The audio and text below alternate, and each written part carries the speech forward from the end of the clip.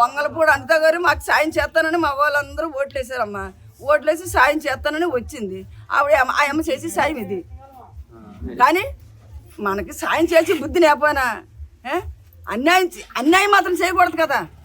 సాయం చేసి బుద్ధి లేకపోయినా పెట్టి బుద్ధి లేకపోయినా అన్యాయం మాత్రం చేయకూడదు. మాకు మంచి చెయ్యాలని కోరుకుంటున్నాం. మాకు ఆ కంపెనీ మాకు వద్దు. ఒక్క కంపెనీ వాళ్ళు ఇన్ని కర్మాలు అనిపిస్తున్నాం. మేము అష్ట కట్టాలు అనిపిస్తున్నాం. కొడవలతో కోసుకొని గడ్డి తెచ్చుకున్నప్పుడు, తోగాలతో గొప్ప తవ్వుకున్నప్పుడు, ఉడుచుకున్నప్పుడు ఎంత ఆరోగ్యంగా బతికోవాలి. ఈ జొన్నకూడి సోడుకు ఈ సోడంబలు గట్ట తాగితే అంత ఆరోగ్యంగా ఉండి నాటుకోడిలా ఉండేవాళ్ళు. ఇప్పుడు ఏమంటే నాటుకోండి ఏదో 30 సంవత్సరాలతో సరిపోతుంది జీవితం, 40 సంవత్సరాలతో సరిపోతుంది. అప్పుడు 100 సంవత్సరాలు బతికేవాళ్ళు. 105 సంవత్సరాలు బతికినా నాటుకోళ్ళు. అప్పుడు నా 40 సంవత్సరాలు ఆ కూడి తిన్నాను.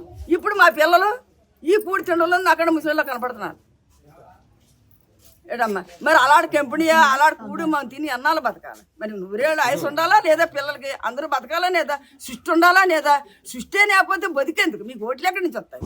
సృష్టినే శూన్యం చేసేయాలనుకుంటేనే ఇక ఎందుకు వాళ్ళు ఒక్కరే బతికి ఏం చేస్తారు? గ్రహాల్లో తిరుగుతారు ఒళ్ళి మీద.